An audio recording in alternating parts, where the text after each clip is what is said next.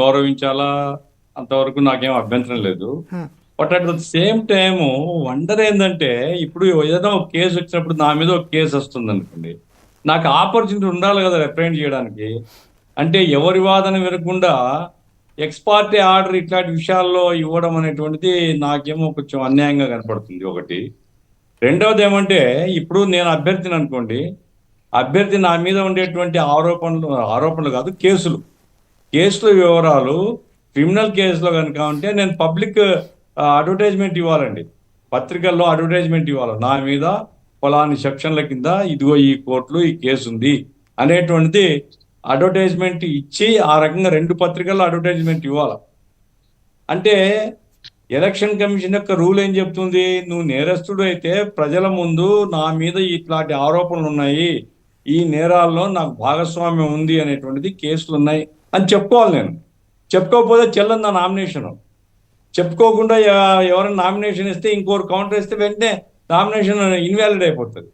మరి election commission యొక్క రూల్స్ను కూడా భిన్నంగా వీళ్ళ ఈ కేసు విషయం మీద కేసులో ముద్దాయిలు ఉండేవాళ్ళు పార్లమెంట్కి పోటీ చేస్తున్నారు, కేసులో ముద్దాయిలు ఉండేవాళ్ళు అసెంబ్లీకి పోటీ చేస్తున్నారు.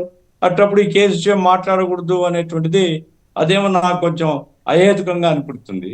రెండవది ఏమంటే, మిగతా వాళ్ళు రాజకీయ నాయకులు మాట్లాడడం రాజకీయం చేస్తున్నారు కేసులని చెప్పొచ్చు, లేదా సిబిఐ ఛార్జ్ షీట్ లో ఉండేటువంటి విషయాలు, అది సిబిఐ ఛార్జ్ షీట్ సీక్రెట్ కాదండి, ఇట్స్ ఏ పబ్లిక్ డాక్యుమెంట్.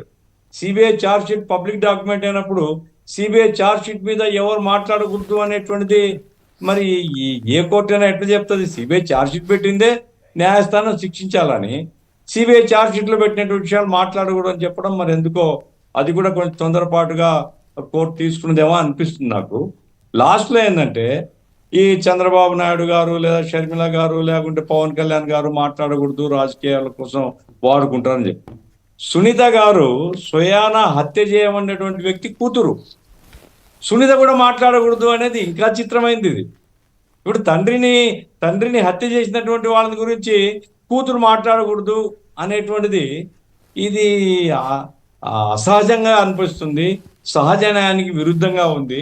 కాబట్టి హైకోర్టుకు పోవాలా, జిల్లా కోర్టు తొందరపాటు ఏమో నాకు అనిపిస్తుంది. అట్ ది సేమ్ టైం హైకోర్టుకు పోయి మరి వాళ్ళు సెటరేట్ చేయాల్సినటువంటి అవసరం, లేకపోతే ఒక బ్యాడ్ ప్రెసిడెంట్ ప్రివేల్ అయ్యేటువంటి అవకాశం ఉందండి. నేరస్తులు ఇక సింపుల్ ఒక ఆర్డర్ తీసుకుంటే అయిపోయాయి, వాళ్ళ నేరాల గురించి ఎక్కడ చర్చించకూడదు అనేది. ఎన్నికల్లో అతని ప్రవర్తన గురించి చర్చించాలా, నేర ప్రవర్తన ఉండేటువంటి ఎన్ని కాకూడదు అని ఎలక్షన్ కమిషన్ చెప్తుంటే, నేరస్తుల్ని కాపాడేటువంటి పద్ధతిలో ఏ కోర్టు అయినా ఏ రకంగా చెప్తున్నా నాకైతే అర్థం కాలేదు. రెండవది ఏమంటే, మీరు అన్నట్టు సుప్రీంకోర్టు ఆదేశాల ప్రకారం కూడా అండ్ ఎలక్షన్ కమిషన్ ఆదేశాల ప్రకారం కూడా దేశంలో ఎవరైనా అభ్యర్థుల్ని, నేర చరిత్ర ఉన్న అభ్యర్థుల్ని కనుక ప్రకటించాల్సి వస్తే ఆ ప్రకటించిన 48 గంటల్లో, లేదు నామినేషన్ వేయడానికి కొద్ది రోజుల ముందు ఆ గడువు ఉంది, దాని ప్రకారం ఆ పార్టీ అతన్ని ఎందుకు ఎంపిక చేయాల్సి ఉందో చెప్పాలి, అతని హిస్టరీ, కేస్ హిస్టరీ ఒక స్థానిక పత్రికలో, ఒక నేషనల్ పత్రికలో పబ్లిష్ చేయాలి, అండ్ వాళ్ళ యొక్క పార్టీ వెబ్సైట్స్లో దాని గురించి పబ్లిష్ చేయాలి. మన ఇష్టంగా చట్టం అది. నాకు గుర్తుంది, కేసు బయట పెట్టలేదు అని ఎలక్షన్ కమిషన్ నోటీస్ ఇచ్చి విచారణ చేసినటువంటిది. కాబట్టి ఇది నేరస్తులుగా ఉండేటువంటి వాళ్ళ గురించి మీరు మాట్లాడకూడదు. అరే నేరస్తులు ఎన్నిక కాబడకూడదనే కదా ఉద్దేశము, చట్టం ఉద్దేశం అదే, ఎలక్షన్ కమిషన్ ఉద్దేశం అదే, సమాజం కోర్టు మీరు అన్నట్టు హైకోర్టులకు వెళ్లాల్సి ఉంటుంది. గఫూర్ గారు బ్యాడ్ ప్రెసిడెంట్ అవుతుంది. అంటే గఫూర్ గారు ప్రజాప్రతినిధిగా పనిచేశారు, సీనియర్ రాజకీయ నాయకులు, మీరు లా చదివారు, ఆడిటర్ లా కూడా చదివారు, రామ్ కూడా బాగా చదువుకున్నాడు, విదేశాల నుంచి వచ్చాడు, నేను జర్నలిజం చేశా. సో న్యాయస్థానాల తీర్పులను గౌరవిస్తాం, న్యాయస్థానాల తీర్పులను విశ్లేషించవచ్చు, అదే దురుద్దేశాలను ఆపాదించకూడదు. మీరు అన్నట్టు హైకోర్టుకి వెళ్లాల్సి ఉంటుంది. గఫూర్ సార్, నాకు తెలిసి రేపు వీళ్ళు వైసీపీ వాళ్ళు మా వరకు మా అభ్యర్థుల మీద ఉన్న కేసులు మేము ఎలక్షన్ అఫిడవిట్లో పెట్టాల్సిన అవసరం లేదు, పెట్టడం వల్ల మా పార్టీకి పరుగు భంగం కలుగుతుంది అని చెప్పేసి కూడా కోర్టుకి వెళ్తారా వీళ్ళు. వాళ్ళు వెళ్ళొచ్చు, ఈసీ మోడల్ కూడా ఈసీ గైడ్లైన్స్ మీద. గఫూర్ గారు, ఇక సిఎస్ డీజీ గురించి వాళ్ళు వివరం తీసుకున్నాము, ఈసీ నిర్ణయం కోసం వెయిట్ చేస్తున్నాం అన్నారు.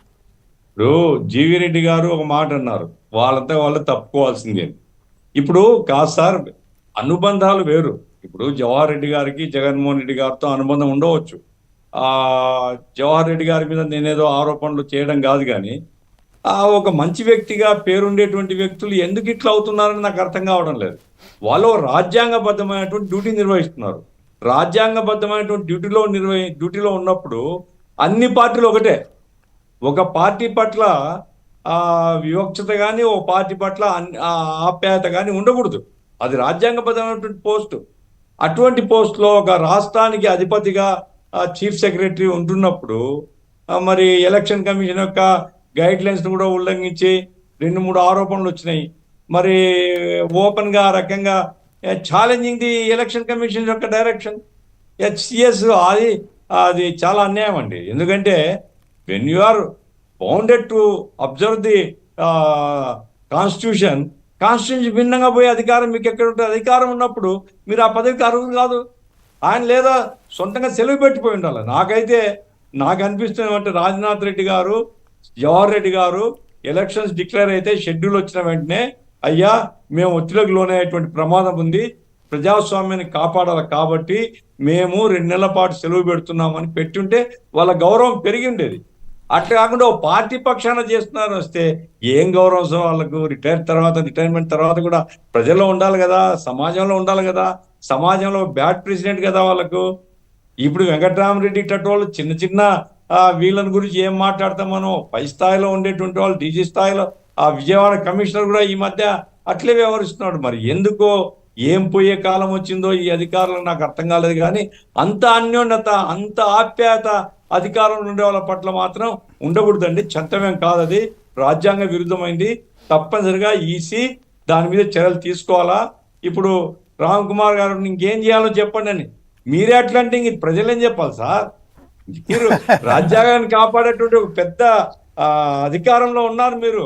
కాబట్టి అవసరమైతే ఎలక్షన్ కమిషన్ మీరేదో ఇన్ఫ్లుయెన్స్ చేయాలని చెప్పడం లేదు నేను, కానీ రాజ్యాంగబద్ధమైనటువంటి విధిని నిర్వహించేట్లుగా చూడడం కేంద్ర ప్రభుత్వం యొక్క బాధ్యత.